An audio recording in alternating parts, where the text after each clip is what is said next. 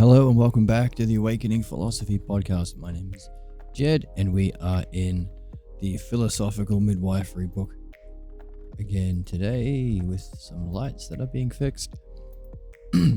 We're on section 8 of chapter 2. Chapter 2 is the pathologos, the thing we're on the hunt for, the thing that turns us into a zombie, a somnambulist, sleepwalking zombie. We're on the hunt for that pathologos. What is it?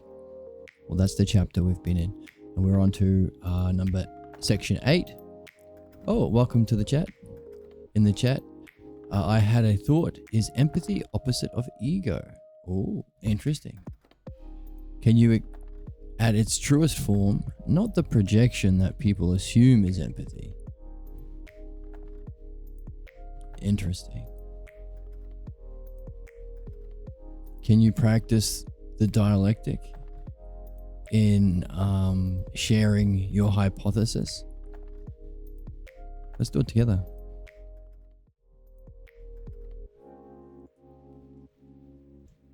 So we have a idea. We make sure we're on the right blackboard first. Here we go. I had a thought, was the chatter. Was the statement made? I had a thought.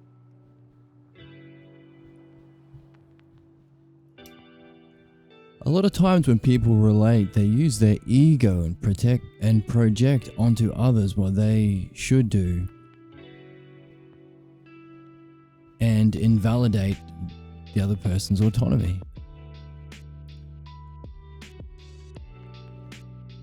Right, so they say things like, I know exactly what you're going through, and you should do this.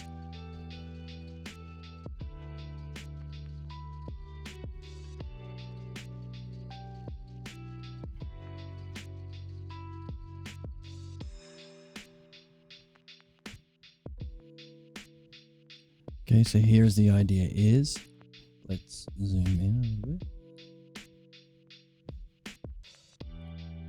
Is empathy the opposite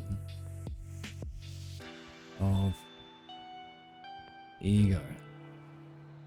So how would you phrase this into a dialectic so you can craft a nice hypothesis and share it with us so we can share this journey?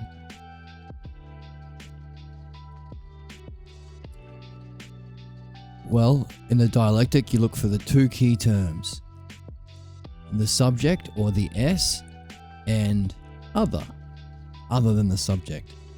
I'm guessing empathy is the subject we want to understand more than ego. So this would be the S, the subject. Or if we're doing like true philosophy, that we are wondering if empathy exists eternally, what's the nature of empathy itself? Not an empathetic person or a doctor displaying empathy as an adjective, but what is empathy itself? When we say what is empathy itself, we can say the word self. So this S can stand for subject or self. And the other is simply other.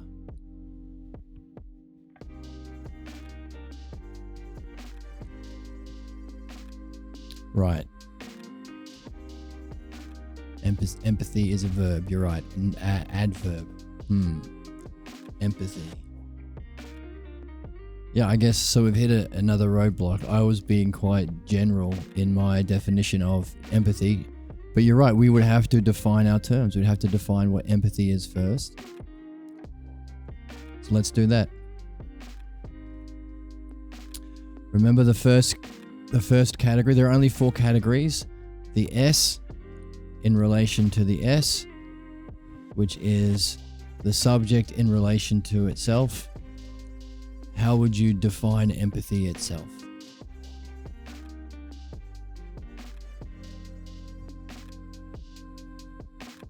Definition. Then, how does that empathy that you have defined, so what can you say about just empathy itself? Then how does it relate to the other, ego?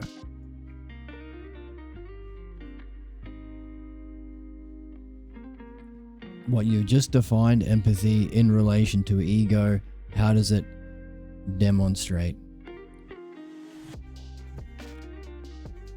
Empathy is outside our perspective and looking at another without bias or judgment, by being present emotionally and validating someone's feeling.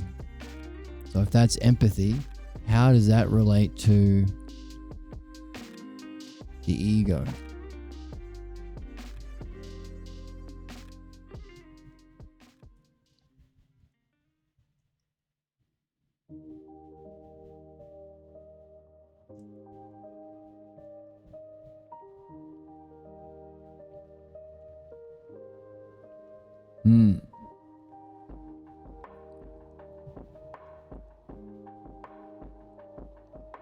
See, I think we've discovered something about our dialectic. Maybe it's difficult to talk about how empathy relates to the ego, because we're talking about what's the cause of empathy. So is ego the cause of our being able to function empathetically? So what have we discovered?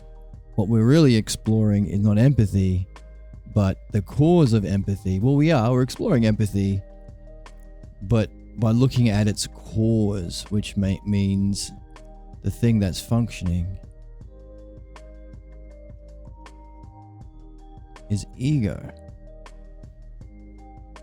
So, we would have to now define ego. This is the S, the first category, self in relation to itself. How would you define ego?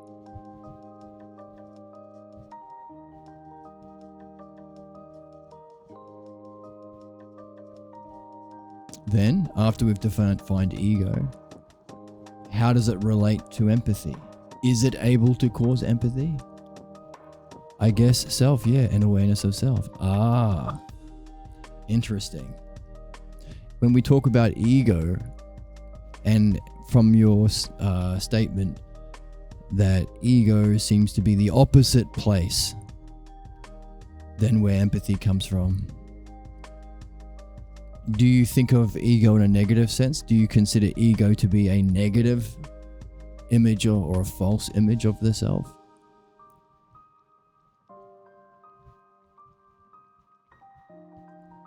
Because we've uncovered another puzzle. This is what's so great about the dialectic. You uncover puzzles.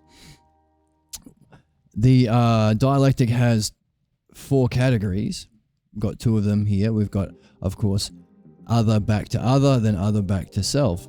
But it also has 2 sections. 2 sections. You've got if, let's zoom in a bit. Undo. You've got if the subject exists, and in an alternate universe, a different what if universe, you have to create 2 universes. If the self exists, if the subject exists, or if self does not exist. So already we're talking about existence, and existence isn't the physical world.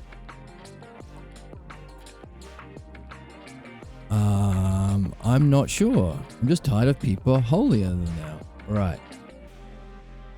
Okay, so this is another puzzle I think that we might have discovered. When I asked you, okay, if we're over here, we're starting our dialectic. If the subject, what's our subject, ego, exists, give it a definition. Then how does it function in relation to the other? What's the other? Empathy. How does ego function in relation to empathy? But I think your hypothesis is the ego doesn't function empathetically, can't function empathetically, is blocked from functioning empathetically. Something along those lines.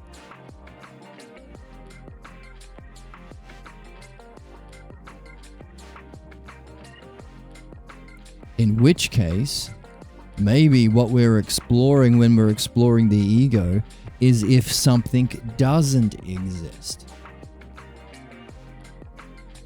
Because the ego, if it's negative, can't exist. It has to be a lie. So if we're asking about the ego, what we are doing is we're in this side of the table. There are only 4 categories, but there are 2 sides. If it exists and if it doesn't. They're both ifs as well. They're both hypotheses. We don't know for certain yet. It comes later. Verifying our hypotheses in direct experience comes after. So what are we doing? We are over here. If S doesn't exist, if ego doesn't exist, or rather ego is an expression of something not existing. So when we're defining the ego, we're in this definition of ego.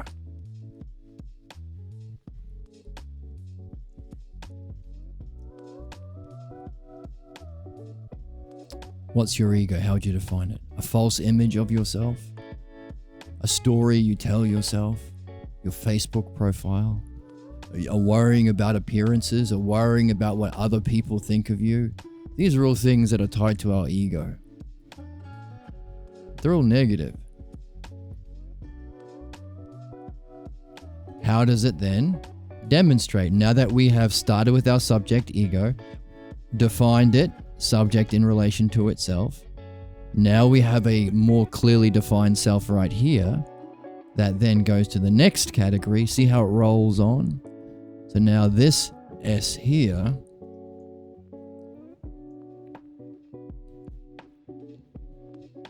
what is ego? We've defined it. Now we've got a more fully defined idea of ego that rolls on to the next level. Now it's this that functions. How does this negative false image of ourselves that we can get attached to, how does it function in relation to the other? What's the other? Empathy. If you are connected with your image of yourself, are you connected with the feelings of another person? If you are extending care to another person, like in empathy, are you doing so to benefit them, like a true care, like a doctor benefits the patient? Or are you doing it because of, how it will impact your self-image? Is that empathy? If empathy involves not only care, but understanding, a good definition I've heard is, if you're walking along and you see somebody in a hole, sympathy is jumping into the hole with them and crying about being in a hole. Empathy is looking down, understanding the situation, and maybe offering that understanding or offering help based on that understanding without actually feeling it yourself. You don't have to, a doctor doesn't have to have cancer to understand and provide care for a cancer sufferer. Equally so, we don't have to sympathize or feel in a similar way or jump in a hole to A, understand, and B, use that understanding to benefit another person.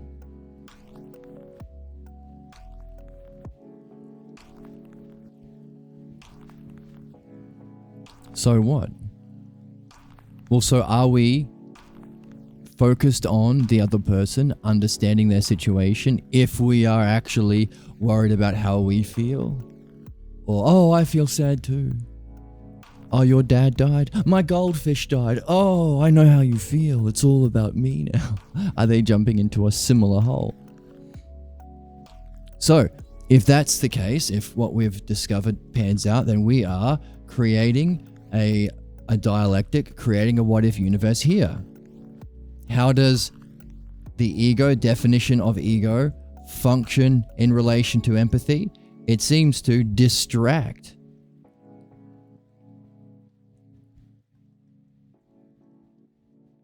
Or block empathy. And we could write more here. We could write more for each of these because it's your dialectic. I'm just giving you a head start. Then, how does that kind of blocked empathy, notice just like in before, we've defined ego, that rolls over. Now we've defined a kind of functioning of empathy or a block to empathy, that rolls over into the next category. See how there's a flow, a path-like motion to the dialectic? Can you see why this might be the structure or blueprints for how to use the dialect, how to use the logos? So that rolls on. How does that affect others? People having been affected by this ego-driven person, and they have never received empathy, how would they relate? Will they be angry? Will they say things like, well, I never got helped, I don't want to help anyone else? This is the division stage. Others to others. What will be the impact on different things, on the world, on relationships, on psychotherapy? If psychotherapists are driven by ego, on philosophy, if philosophers are driven by ego, on spiritual guruship, the spiritual guru is supposed to facilitate development towards spiritual goals. Health and excellence of the spirit. What if he is driven by an ego? He likes being called Buddha, or he likes being called a imam, or he likes being called a rabbi, or he likes being called a archbishop. What if any of them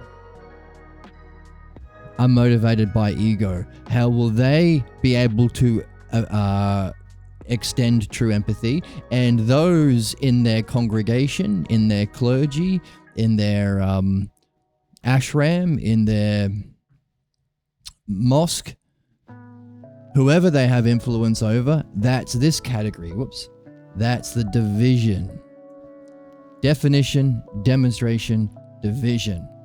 So let's write it on this side so we can see division.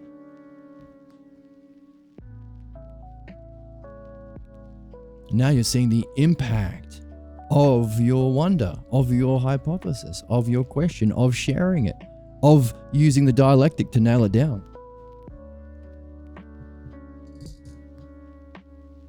Because hey, if understanding is involved in empathy, and religious traditions are based on belief and have to suppress or block understanding, are they able to extend true empathy, actually understand and offer true care, benefit to anyone suffering from problems?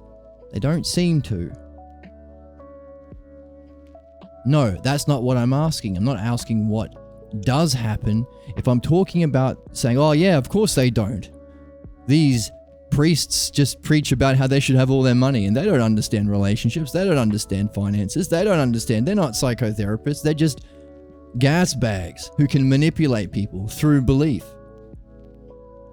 Then we would be using our senses of the physical world to do our dialectic, which is fine. But if we can elevate ourselves out of our physical senses to principles or pure ideas, that's even better.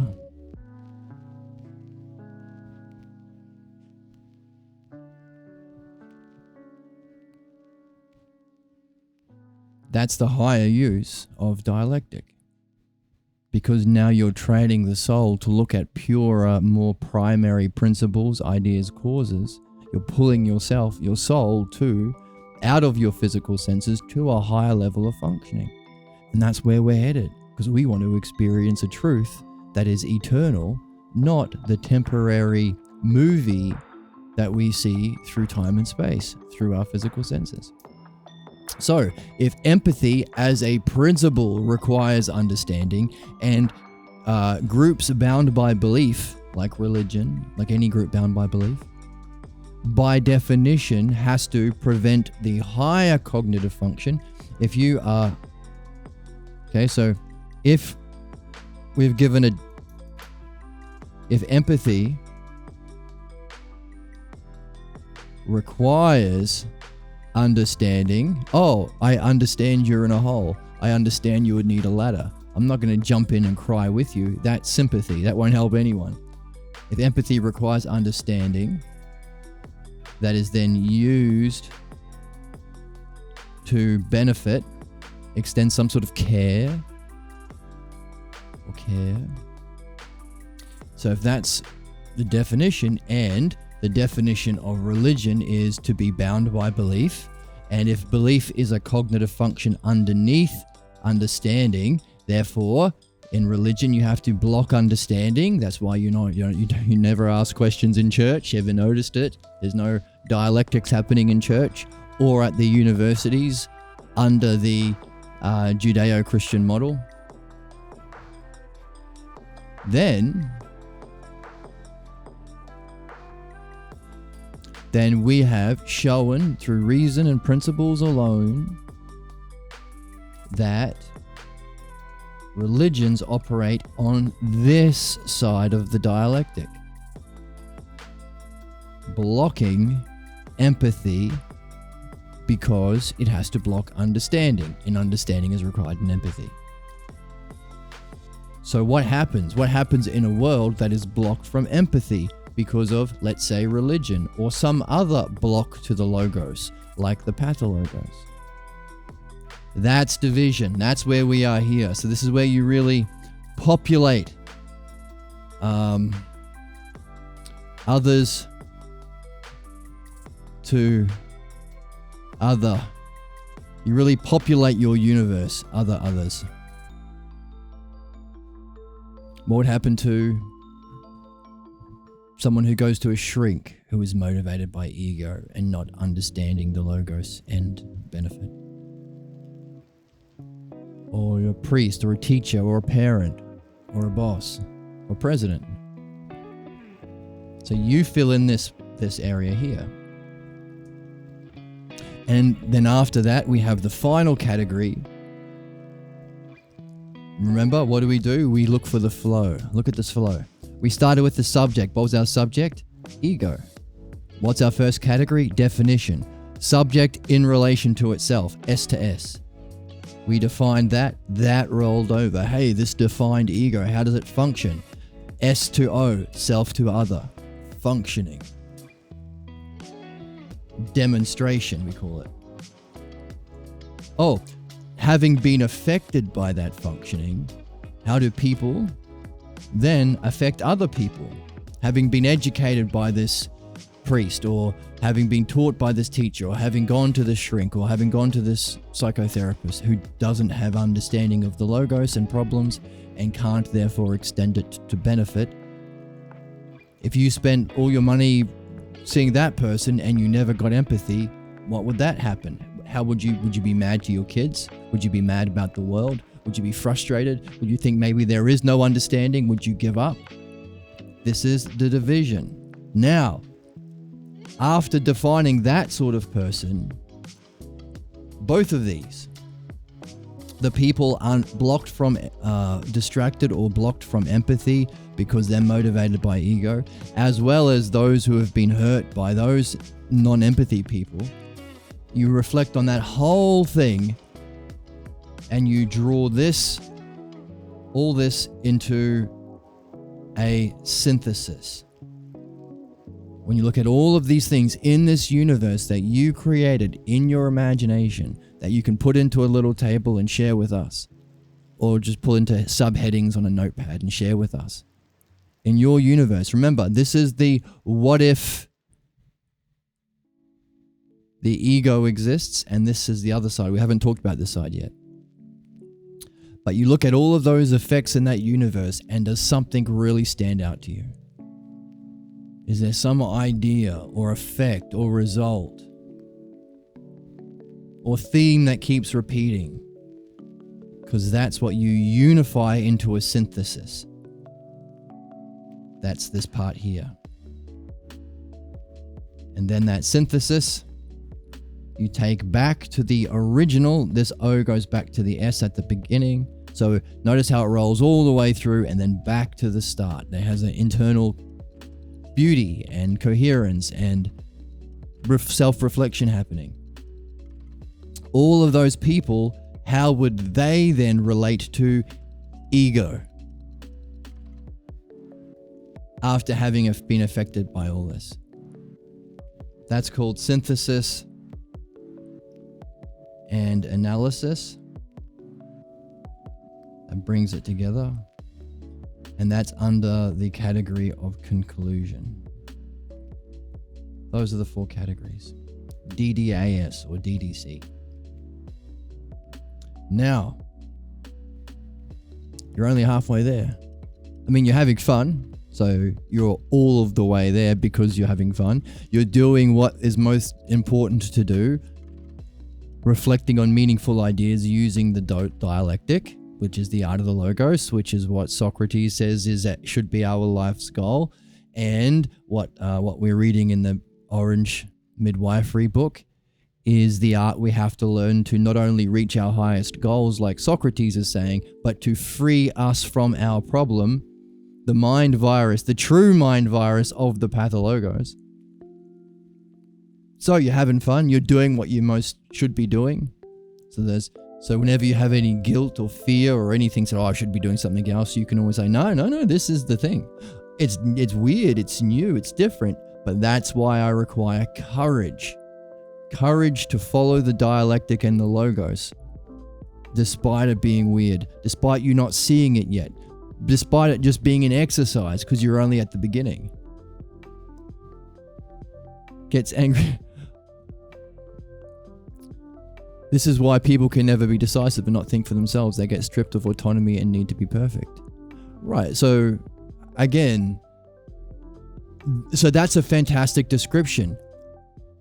Where would you put it within your dialectic? I say maybe here or here. Someone motivated by ego with no empathy will try to slip chimp, look for people slipping up so they can jump on them and throw feces at them like a chimp, slip chimping. Look for you to make a mistake so they can punish you, which is their pathologos. No true teacher punishes. That's stupid. You don't learn math by being punished. You don't solve problems by punishment. Anyone using punishment is blocked from empathy. So, never opening up about what's most important because you don't want to be punished or crushed could be here, the division stage. In a world where ego is motivating, there's no empathy, how will they relate to other people? Maybe they'd hide themselves. Maybe they'll never be honest. Maybe they'll use weasel language and try never to say anything like politicians do. Just use general, family values. Yes. Hope. Yes. That's enough. I have said nothing specific. So that's important. You're populating this universe. Now, we've discovered something. Yes. So that's great. So next time you see weasel language after you've done your dialectic, and share it with us, we can all enjoy it too and benefit from it too.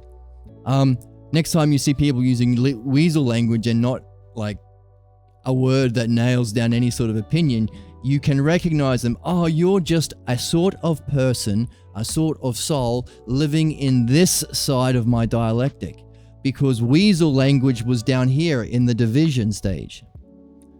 But hang on a second, we've discovered something. This is another benefit of the dialectic, is it unlocks new questions you didn't even suspect. Because look, we're using the ego and how it blocks empathy on the negative side of the dialectic. if something doesn't exist. That means that there must be something which is the opposite of ego, which would have to be the thing that is the subject. Oops, my pen is not working. Okay, I'm just going to scroll back. And then back to the blackboard. This is my glamour shot. Back to the blackboard. No. So by the way, we called ego the definition of this, which is, remember on the dialectic, you have if the subject does exist on the positive column, or on your first essay, and your second essay if it doesn't exist. So what if beauty exists in being, for example? Or in the Meno, does virtue exist? That's the question we're exploring in the Meno. But also, what happens if virtue doesn't exist? Now, we have defined ego here. That means ego is a thing we can define, but also is the absence of the real thing that needs to exist in order for the demonstration of empathetic functioning. So what would be the opposite of the ego? Because now we've just discovered something that needs to be there for any of us who want to be good people and extend understanding and benefit, to extend empathy. We've discovered we need something, and ego is its opposite. And we only discovered it because we are practicing the dialectic, which is the highest kind of self-reflection and use of thinking and use of words we can do. And it's the closest to pure self-reflection, which is ousia, which is the realm of being, where true beauty and true truth, and maybe even true empathy, true care and understanding exists. So we're doing the right thing, and we're discovering puzzles. So our puzzle now is,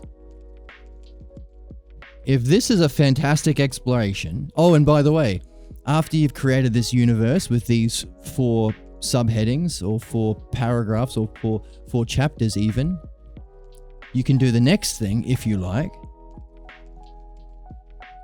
Find a character that you like already, or invent characters to represent all of the key terms, ideas, and relationships within your dialectic. That's called mythologizing. You can use Spider-Man and the Marvel Cinematic Universe, or you can create your own. But you are using your dialectic, turning it into a character and a narrative and a drama to better communicate. And it's fun. You end up with a greater, deeper understanding, and you might create something pretty cool you can share with people. But remember, this is the what if it doesn't exist. So our question is, if ego is if this S doesn't exist, what is the S? What is the S that is needed for empathetic functioning and needed to avoid the tragedy of this universe we've created? What's that?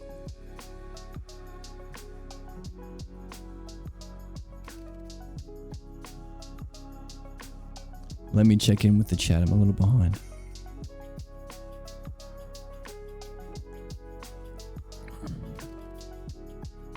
I am wiser and stronger. I am more knowinger, and I am enlightened.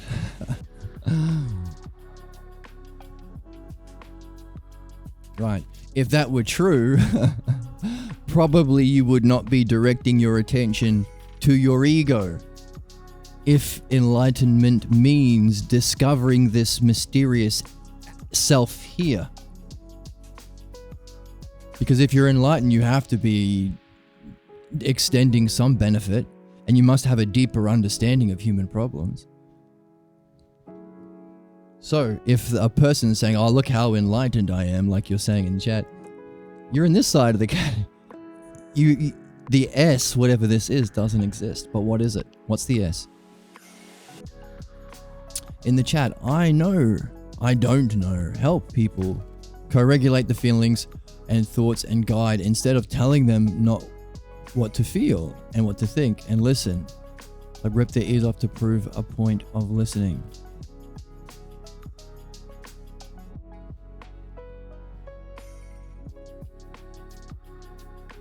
All right, so you have some understanding that could help them if they were listening, but they don't listen, and then you throw your furniture. Is that right? I've seen too many people who say things like, well, that's not how I feel. I actually feel sad. Other person, well, I was getting to that. I was going to say, yes, feel sad, but get over it. Interesting. So you're saying these people who are trying to bestow empathy are not actually interested in understanding, which involves, number one, dialogue. As you're saying, you don't tell people what to feel, but you can ask them what to feel. What's the best use of dialogue and questions? Dialectic. So you could use this to direct, not only gain an understanding of what empathy is and how to embody it, how to be this kind of a self that exists and demonstrates in the positive category, not if it doesn't exist. But you can use it to direct your questions. Hey, you've got a problem? Yeah, can you give me a definition of your problem? By the way, how does your problem demonstrate right now? What's the issue? Oh, by the way, can you divide up this kind of problem? This theme, has it repeated in divisions through your past? And so on. Using the dialectic to guide your questioning, which might be the art of midwifery.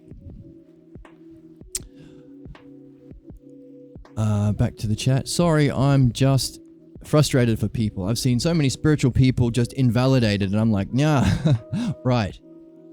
So that's another interesting thing. So if you are seeing that there might be these people who call themselves spiritual people,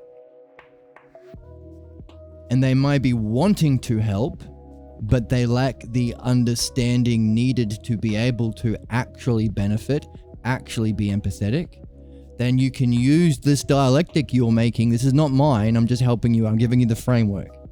And I filled in a couple of, this, but that's barely anything. This is for you. I'm helping. But you'd be, oh, hang on a second. A spiritual person wanting to care, but unable to understand the nature of feelings, states of mind, and human problems. In other words, lacking the art of the logos and philosophical midwifery. Oh, I understand you. You are in this category. You have some ego blocking your ability to function, demonstrate with empathy. I understand you. But also, I might be able to use my understanding of you using this dialectic that I made together with Jed on his channel. I might use my understanding to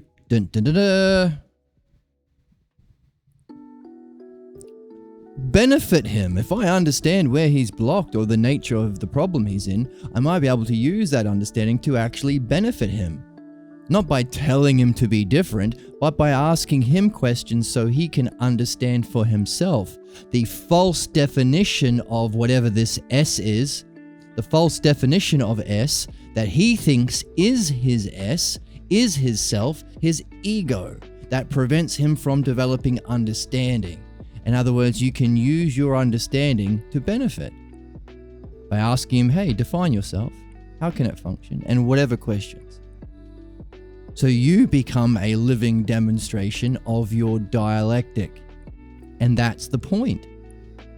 You do this dialectic so you can try it out in real life with real people or friends in this community.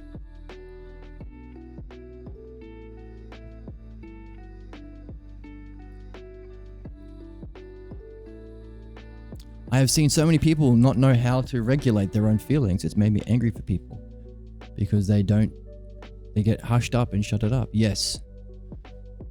Yeah, so what we are learning here is specifically the new paradigm of understanding human feelings or states of mind, same thing, and the cause of human problems, which then creates negative feelings. And then those negative feelings make it difficult to act with excellence or block our development and cause problems.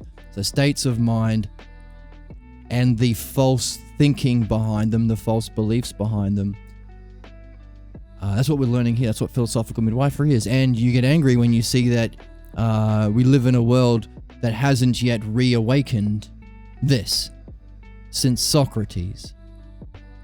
Well, I hope that anger makes you a fervent, passionate spokesman for philosophical midwifery and this channel, because this is the thing that's lacking. In the chat, I don't know why I get so angry. It's like I just see them getting trampled over, but I don't have the tools to fight back. Oi! Well, good for you. You are learning the tools. This is the tools. So good for you.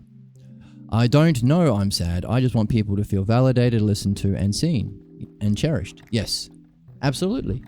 So what we are doing by using the dialectic and asking questions, asking them to define their ego or define their problem or talk about how it's demonstrated or divided up, is, first of all, it's an invitation. No one has to play. Hopefully you recognize this is the best game in town and you want to play. You want to understand what might be blocking you from your highest self. So you're asking questions and they are populating it. They're giving you the words. But that's important. Because if you're telling them how to feel, are you feeling melancholy? Well, first of all, you don't have to tell them how to feel. You ask them how to feel. That's weird. But second, you picked a strange word, melancholy. Now, melancholy would be a clue as to the nature and cause of your problem, causing you to feel sad. That strange word, that strange logos, that strange word melancholy could be a clue. And again, understanding how our language and words point to and give us clues about our problem, that's understanding human problems. That's the thing that people are not trained to do that makes you angry. That's the understanding needed for empathy.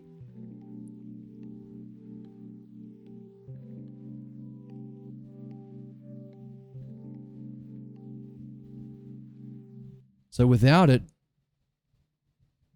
in spite of our good intentions, we're not really functioning empathetically or most beneficially. Or, if you're reading along in the Meno with us, that's also virtue. If virtue is the highest excellence, you better be functioning in a good way too, which would be benefiting. That's what we're learning here. That's what the dialectic is for. So, recognizing the relationship between logos and our states of mind and problems, you will recognize, oh, I better not use the word melancholy. I better ask them a question. In, again, a safe environment, making it super, super clear that there will never be any blame or punishment, ever. Because as we read last time in this series, blame and the fear of the consequences after blame, the guilt, or the whatever punishment that happens, which of course never is good. It's only a expression of pathologos to prevent the human process of learning from mistakes. So, making it very, very clear to not blame or not punishment. So after those conditions are met, ask them to define the state of mind. And if they use a word like melancholy, it's their clue. It can be a clue to help them unpack other questions.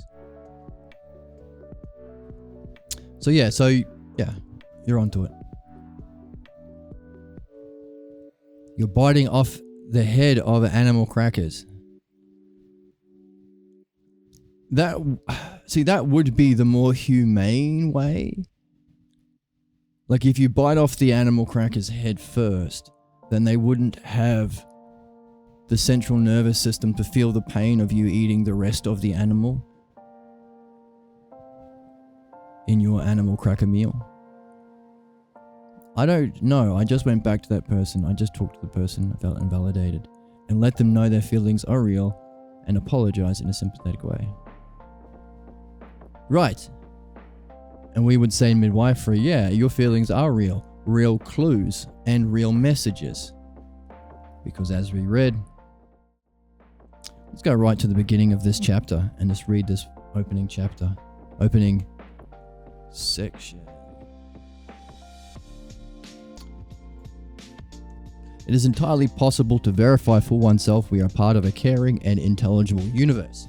The verification is a kind of proof, since it is a way of understanding, needed for empathy too, that is based upon a realization that our mind constantly communicates with us and for our benefit. The communications from the mind are as profound as they are utterly appropriate to our circumstances.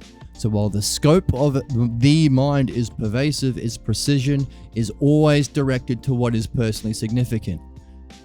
The scope of mind is pervasive, but its precision is always directed to what is personally significant, meaning there is an intelligence that's all pervasive behind and guiding everything.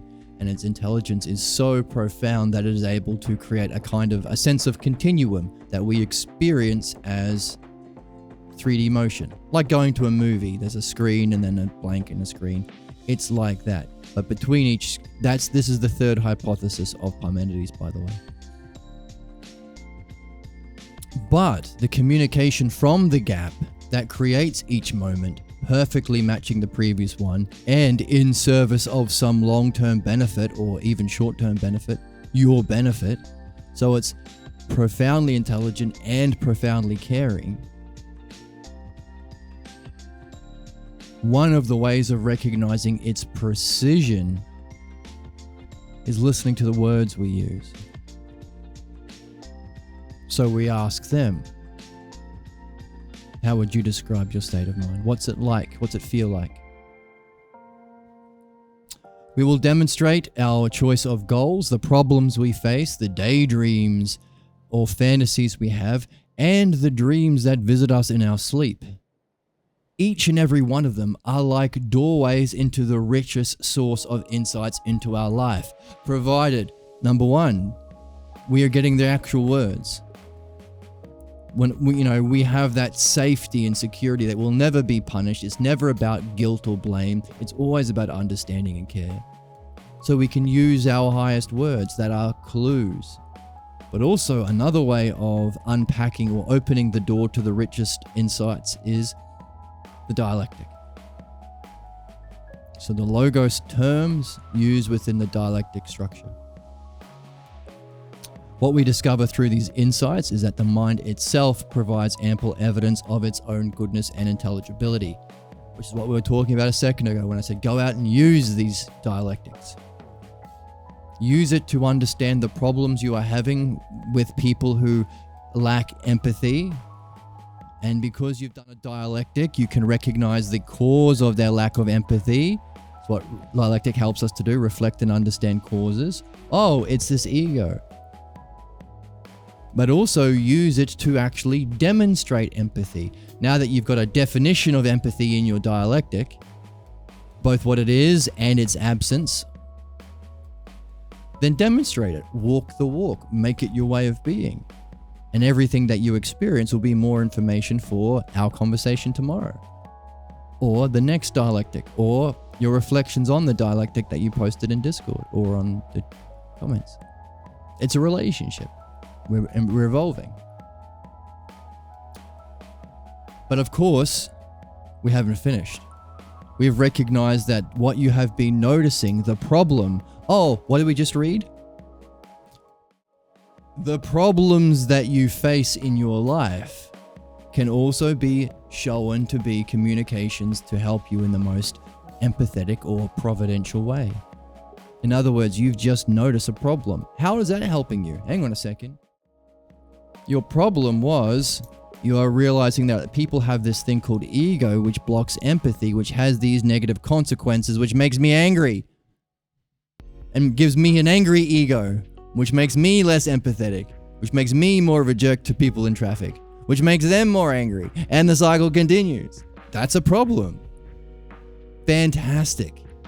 Notice, no blame, no punishment. It's great to notice a problem, because when you talk about it, you can look for the patterns. Oh, but you also recognize, hang on a second, in understanding my problem, I've been given a clue to the other side of the table that might have my solution. All right, fair enough. So if this helps me to understand the cause of the problem that I'm talking about, because there's never any blame or guilt or punishments, if this reflection made me write this amazing universe, and I even created my own young adult novel series. I created my own characters. They live in a forest, and the forest is magical, but also they're fairies. And they have magic. And they fall in love with dragons. Okay? So, and I'm using each of those characters to tell a story that represents the terms and relationships in my little universe I made. I would say neat. But what about what's over here? If the ego is actually an absence of something that prevents empathy, what is the thing we need to have empathy? How do we answer that question? Well, we use what we've got. Here, you've defined ego as something.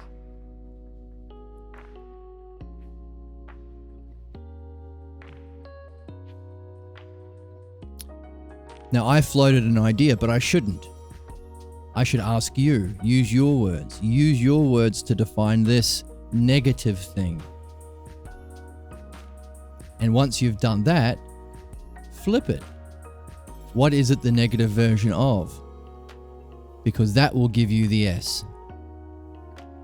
And if this side of your dialectic, if this what-if universe is what happens if the S doesn't exist, because you know what is the S that doesn't exist? The ego. Then this would be the preferred, beneficial, empathetic universe that would only come with this one difference: this S actually existing. So the ego doesn't take its place. What is that S? And how do we get it? And how do we make sure it's in charge of our soul? And how do we make the case that everyone should have it in charge of their soul because it's needed for empathy, which is how to bestow benefit? So if anyone wants to be good, that also means functioning in a good way, which means bestowing benefit, which means we all better discover what this S is and make sure it's ruling us. Otherwise, this other universe where all the fairies are eaten by bears that are magic demon bears that are poisoned by the words of the great troll spirit king. See, in your mythology. Mythology helps us communicate our dialectics. And remember them. So there's a puzzle waiting for you there. If you pick up this game, put some time aside, put 10 minutes, 20 minutes and try it out. Okay, thanks for listening. Oh, sure. Notice, I'm not just listening. I'm also extending a kind of structure that you can, as we listen and as you talk together, I'm asking and you're answering, but that listening and honestly talking gives us a content that you can then populate into the structure. If we were on person, I could, ask more directed questions and I'd wait for your answer. But because it's on stream, I'm kind of guessing a lot of your answers, asking obvious ones. But that's what makes the difference. Otherwise, what are we doing? Venting? Is that sympathy? Oh, if that's sympathy and not empathy, could we say that one of the characteristics of this side of the table, the side of the dialectic,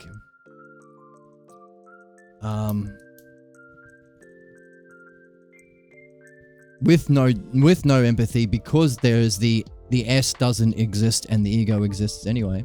Instead,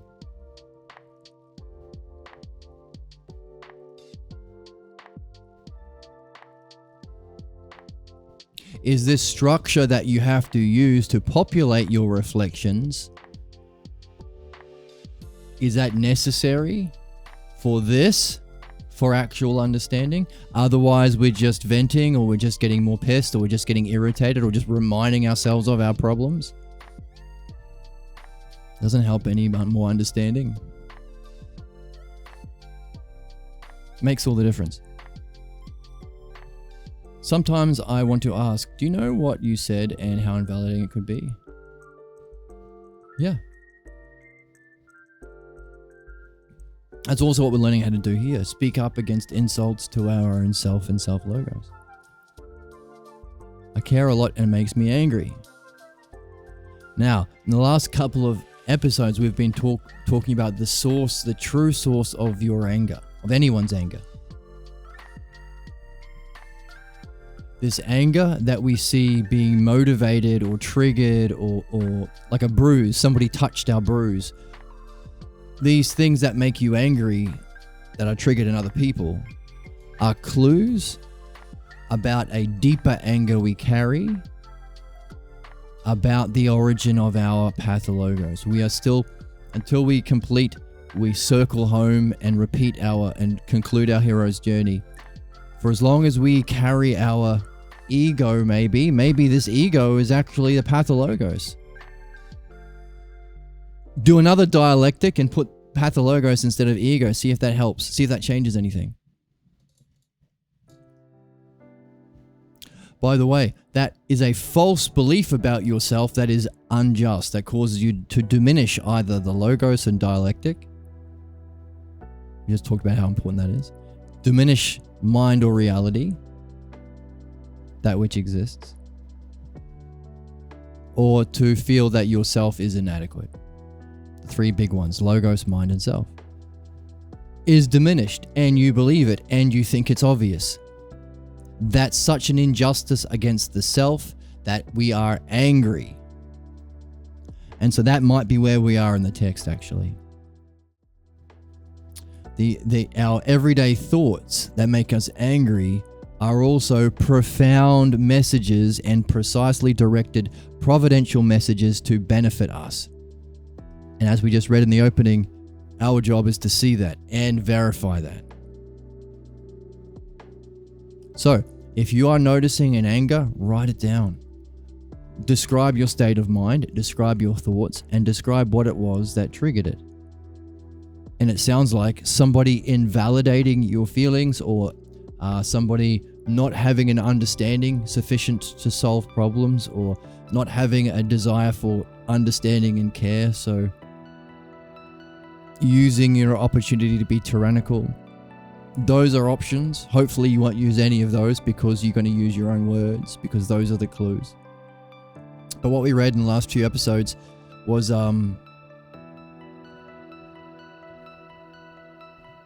that's the root cause of our anger and the purpose that it serves. It's to remind us of a puzzle we haven't solved and an injustice we are currently suffering against ourselves that we need to do away with, which is, again, what we just read as the most important thing we can do in this lifetime, which is midwifery.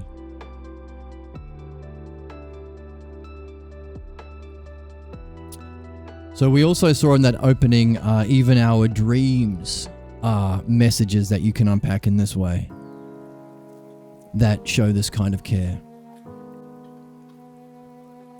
So where we are in the text is we're up to inner dialogues and dreams, those two things.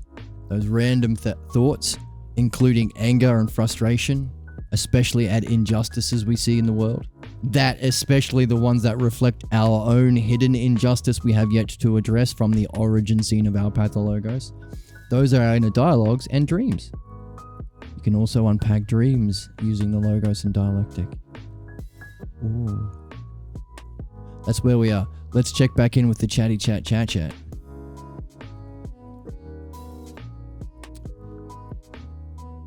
I don't want to blame anyone, but trying to learn how to communicate. Like, why would you say this to them? Yeah. That's right, that's what we're learning here as well. How best can we ask questions about the cause of their injustice? Hey, I noticed you, when that person said, I'm sad, you said, no, you're not, or something. Where did you learn that? Do you know what that's called? You're not being a friend when you do that. That's called rejecting. Or that's called, again, your word. Define how they're functioning. Also relate it to whatever our understanding of true justice is. Ultimately, we want, well, knowing the self-nature of justice in reality is one of the goals in philosophy, but you don't have to know everything about it to know it. In other words, you can recognize an injustice, speak up about it, give the right name to it, and ask them a question. Hey, why would you do that? They don't know why they're doing it, they know what they're doing. But because you've gone through this process, maybe you could ask a question using your understanding of the why. So you see someone being a jerk and not being able to give any empathy, they're in a problem. So you have to walk by them and their problem, them at the bottom of their hole, and use your understanding of the dialectic to recognize what they're missing. You're missing a ladder in that hole. You don't have no way of climbing out. Or for you, hey, when you invalidate people or abuse people instead of sharing empathy, that's a hole. And by the way, do you want the ladder? Because that's the dialectic and the logos. By the way, what's the pathologos? Oh, you wouldn't say that because they don't know the word, but hey, who else do you know talks that way? Who else says that thing? Was it ever done to you?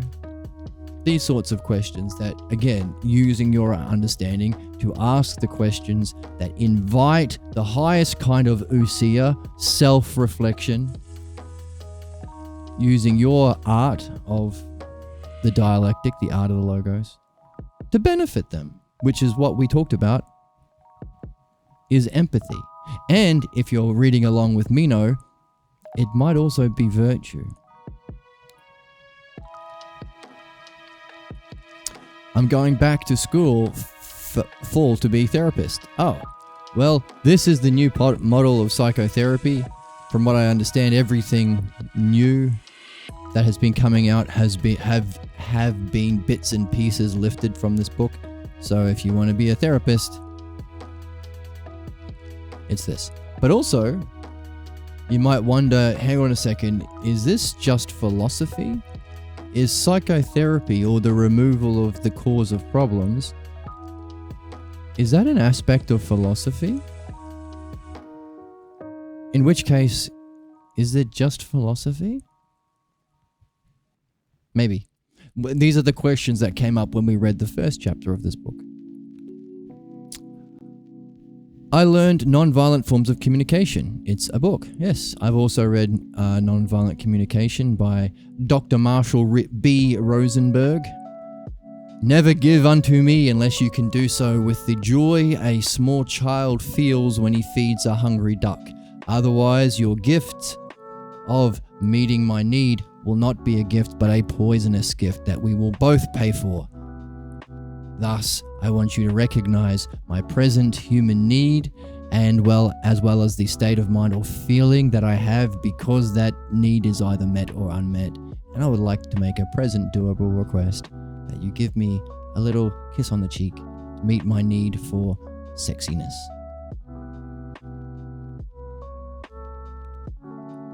That's the sort of thing that you say in nonviolent communication. If you want a pretty girl to kiss you on the cheek. Yeah, you could say nonviolent communication, or NVC, is kind of like a lead-in to the logos. It's kind of logos super light.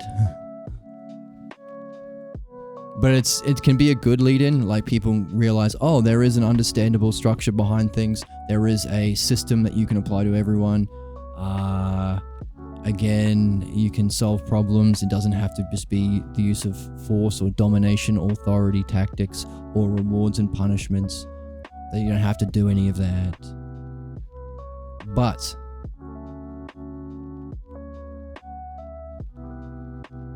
falls short of the logos, doesn't it?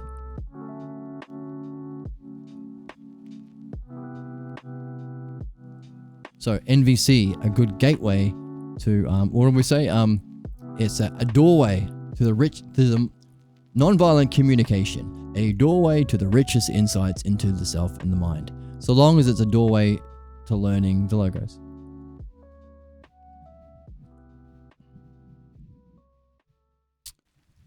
I also need to be empathetic to the people I feel angry at. Sure.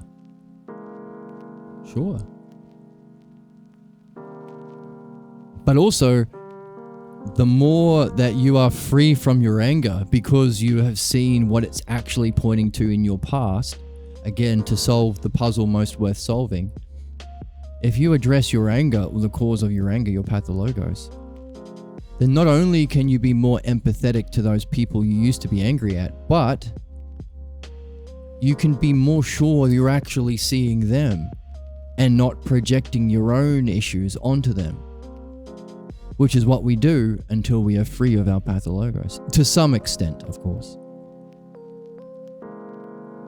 It's a good point. I just feel sad deep down that they need to push their authority on others to get attention and feel worth. I think you haven't read Nonviolent Communication, because one of the first things you learn in that is, I shouldn't be a dick about it, is to distinguish needs from strategies. I mean, we're not in an NVC class, so I know that you're not using it in that way, but pushing their authority on others is a strategy, not a need. Now, this is where nonviolent communication diverges from philosophy. We would say in nonviolent communication, we'd say, it's a terrible strategy pushing your authority on others. It's a terrible strategy to meet your need for whatever it could be. Love, I've got a need for love, or I've got a need to be heard, or I've got a need for understanding, or something. But it also conflicts with other needs, like their need for autonomy and freedom, and so on and so on. But it doesn't tell you why you wanted to use that strategy, why you learnt that this terrible strategy was a good strategy, and why you may be addicted to this strategy. And you can't change your strategy to meet your need, because that strategy might be your pathologos. In fact, midwifery shows us that if we begin this process of reflection, we could recognize that behind all of the fundamental problems we face, there could be a root cause that isn't a need.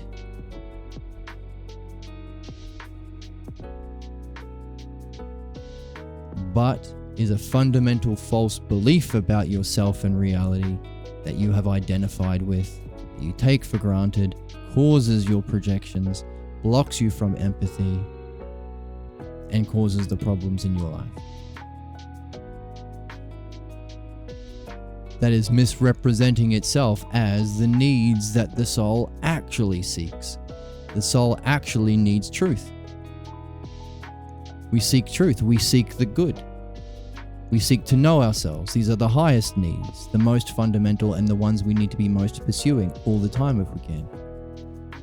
The pathologos takes those needs and substitutes them for the false image of beauty, the false image of truth, the false image of the self.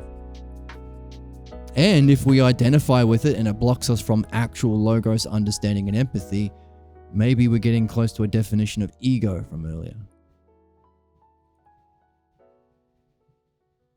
That's why anyone in NVC should upgrade to midwifery and philosophy. This channel. Hooray.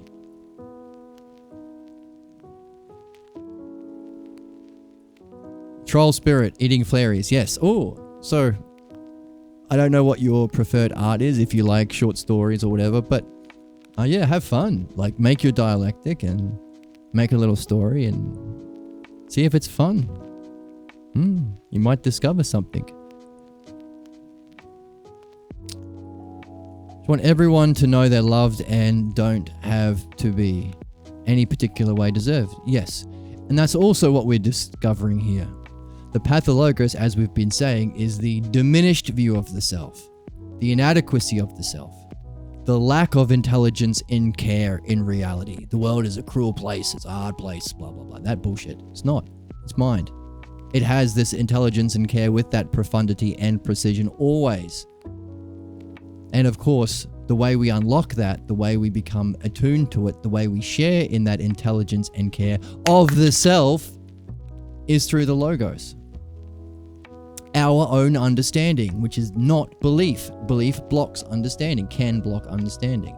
So if you are in a tradition that limits, you can't go beyond belief. It's faith. No, understanding. So what? So through our development, we're freeing ourselves from our pathologos, and through our development of the logos into seeing the truth of reality and to discovering the self beyond and behind and causing all of that, that's the true self. And you're right, you don't have to be anything, it's just you. So through midwifery, we're also uncovering a natural state of being of self. And we are discovering it's not only that we are not inadequate, but we are the most noble. Of course, we want to know what the kind of love is from self and how important understanding is. Because our idea of love comes from our pathologos.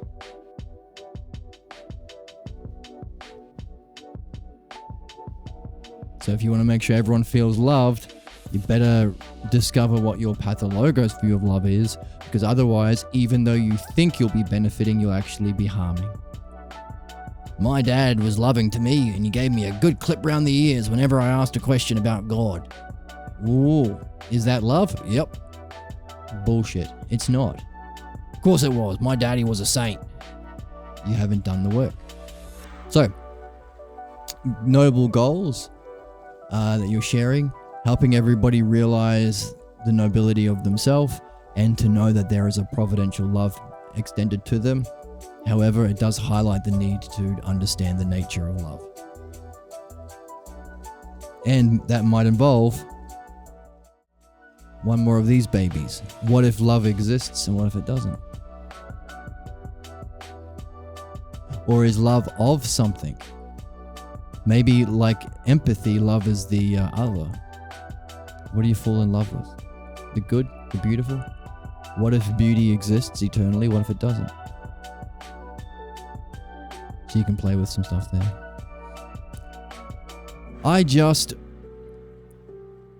People would just let other people see each other like raw without the need to just be or act a certain way. Celebrate the fun and wonder of the eyes of a child again. That's what we're uncovering. You're dead on. So the mask that we wear, that's the pathologos. It begins with an unsuspected false belief that is the cause of our anger because it's an insult against the self. We're taking the blame for our loved ones we're pretending that they were good and loving when they weren't, because they were admonishing or crushing the self or reality or your ability to understand or your self-focus on your own goals. They were crushing the self. But instead of recognizing that and using our words to, like we said before, call out the functioning, hey, that person, you invalidated their feelings. Only here we're saying, hey, when I was 4 and blah, blah, blah, you did this and it was unjust. And you think it's the height of goodness, but it isn't. This is what it costed me in my life. By the way, did you have a life like that too? Did it cost you? And who did you learn it from? So these are the kind of questions that we can ask through this learning of the logos that will put an end to our particular pathologos, which will free us from carrying that unsuspected false belief that becomes a kind of mask we wear, mannerisms we have, which is why the words we use can be clues, certain colloquialisms or idiosyncratic words. But then we become identified with our mask, and then, well, we die. And we die having become more entrenched in our ignorance and passing on that ignorance to other generations, unless we wake up to philosophy and reawaken philosophy. Whoops.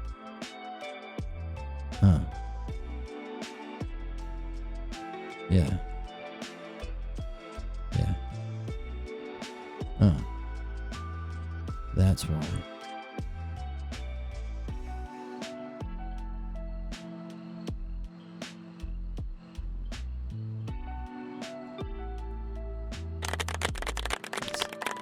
So, free from that burden of some extra mask that isn't ourself, that we act through, we see through, we express ourselves through, we try and meet our needs through. Absent of that, what's left?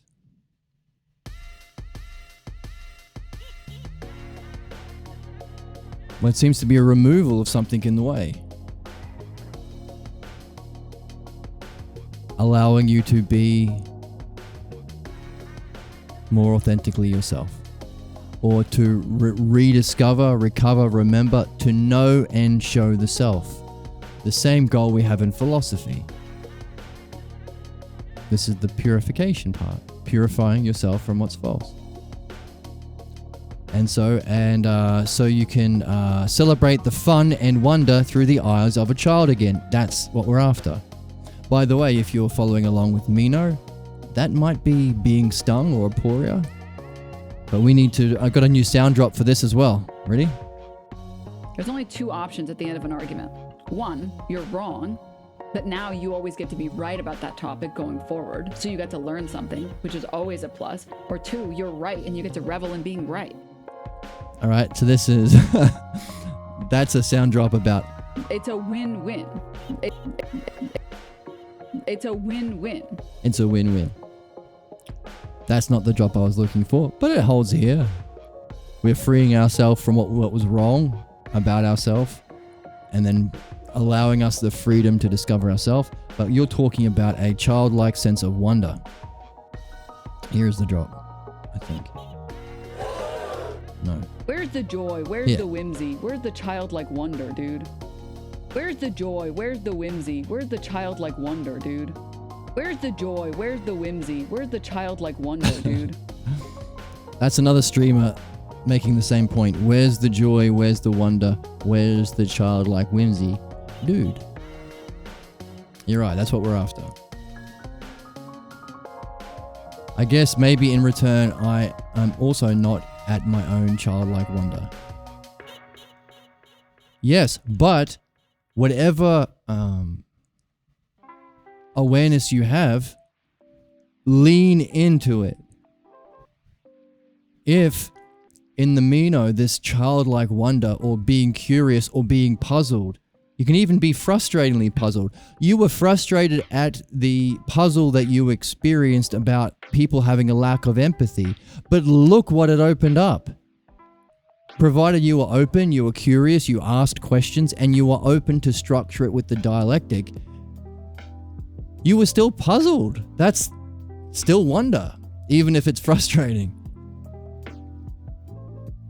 The irony being, if you can see that the problem that was frustrating you is solvable, that tragedy can turn into comedy when you see that you can get out of it. That's what the dialectic provides. So yeah, that wonder state of mind, necessary to even be on this journey. So whatever amount you have, make it your armor, make it your sword and shield, make it your enchanted vest you put on every single morning. Hopefully it will grow. Hopefully your wonder will become more wondering. It's called aporia in Greek. And there's a big question in the Mino, how this state of aporia relates to the self, the highest, most free self, the state of wonder, and how that might be necessary to be beneficial or empathetic. Because if virtue requires you to bestow benefit to be the most good. If virtue is the excellence or the highest good, then you'll probably be functioning in a good way, which means bestowing benefit. And Socrates is saying, hey, if you're not connected to the self, it's going to be harmful. Even enlightenment experiences. So we have a big question about how wonder relates to the virtue of the self, which is called aporia. How does that relate to virtue? How does it relate to excellence and virtue? So it's all tied together. We're definitely in the right ballpark of questions and things to be wondering about. But where's the joy? Where's the whimsy? Where's the childlike wonder, dude? that's what we are hypothesizing might awaken most fully. So whatever we get, we embrace. Which is why having friends who are also interested in this game, the human quest to know ourselves, to master the art of language, the art of the logos, to use it to reach the truth of reality, but also use both of those, the art of the dialectic, your nous experience of the truth of reality, which should come through as a result of your dialectic on these sorts of things. Use both to reach the self, to know and show the self. That way of being that is maskless. Of course, we would say maskless in midwifery, but in philosophy, we might find the positive word. What is that state of being which is most purely the self, beyond any quality, even the highest qualities of pure ousia, mind knowing itself? Where's the joy? Where's the whimsy? Where's the childlike wonder, dude? And what we're reading here is we can, mind itself provides the ample evidence that you will find something to have childlike wonder about at all times. We're about to go on and read about every word of our inner dialogue. Boo sometimes. But also sometimes happy. Those inner dialogues and dreams even. That's the next chapter. But we also saw from the beginning of this whole chapter, which we have to keep in mind, the opening paragraph as we read, that our choice of goals, the problems we face, the daydreams or fantasies we have, and the dreams that visit us in our sleep, each and every one are like doorways into the richest sorts of insights into our lives. So there should be plenty to be wondering about. And what's the tool for this sort of wondering? Looking for the self-logos terms. Look for things like empathy or understanding or truth or dianoia or wisdom or justice. And look for arranging as much as you can through this structure. The dialectic.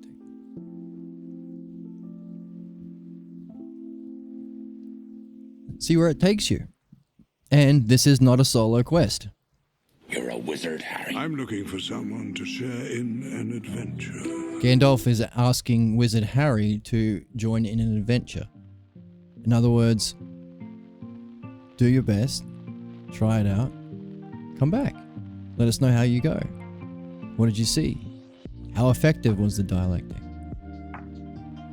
How well did you use the terms that were there so you weren't projecting words, you were asking questions, allowing the people that you're wanting to understand to use their own words. Yeah, come back. Oh, and after that experience, that's neat. You're using courage. What's courage? Following the logos, even if it's weird. And you're testing the dialectic. That's demonstration. But you also get to reflect on that experience and see what you can see. Now, the difference is now your reflection can involve making this little table. And if you really like, or you're really puzzled, or you have a sense of childlike wonder about your awesome dialectic table that you've made, write a chapter. Actually, write 2 chapters. They can be short, but write one that encapsulates this universe, hey, what if this, whatever this S is, and it's your puzzle, whatever this S is that needs to exist over here for empathy, what if it never exists in this chapter, in this world, or in this universe? And then do chapter 2, so it's like an alternate reality, where it's this. Now that can be a fun kind of way of writing, where there are 2 universes on the go, or a sliding doors scenario. Or, at the end of it, you can make it 2 different books. Chapter 1, what if, the vampire virus doesn't exist because we're doing Twilight and everyone is a werewolf? But then in the sequel, Twilight Chapter 2, the vampires come back. The vampires exist. Now the vampires would represent whatever this is, and the werewolves would represent whatever this is. And what happens within the other characters would be a representation of your dialectic. So you can turn it into different movies at the end,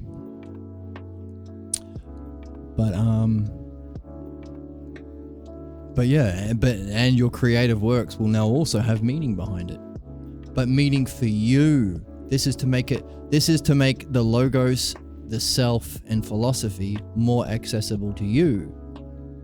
It will, because it's good, it will have a consequence of being beneficial to others, but also mainly it's for you. And next time,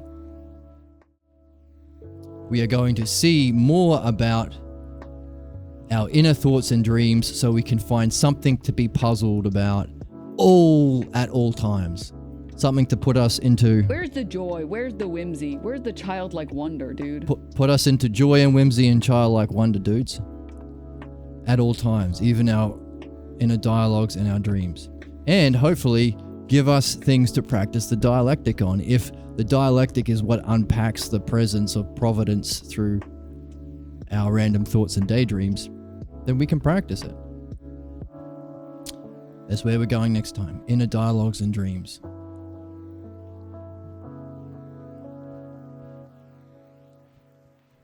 Yeah. Oh, you do art also. What sort of art do you do? Make a comic. Oh, yes. Comics are really good because you can play a lot with the 2 universes theory. Yeah, it's really cool.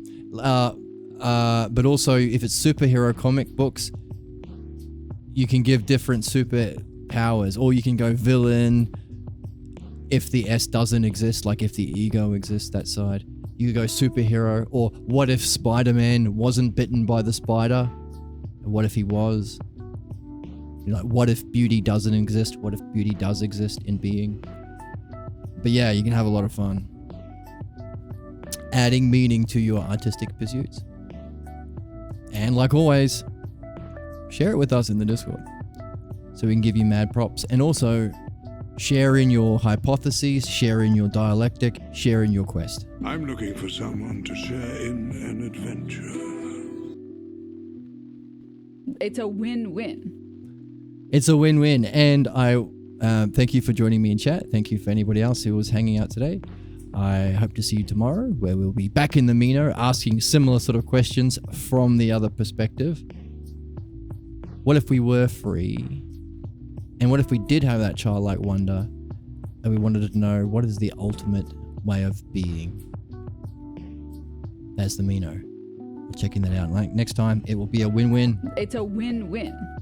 Thanks once again for joining me, and I will see you next time.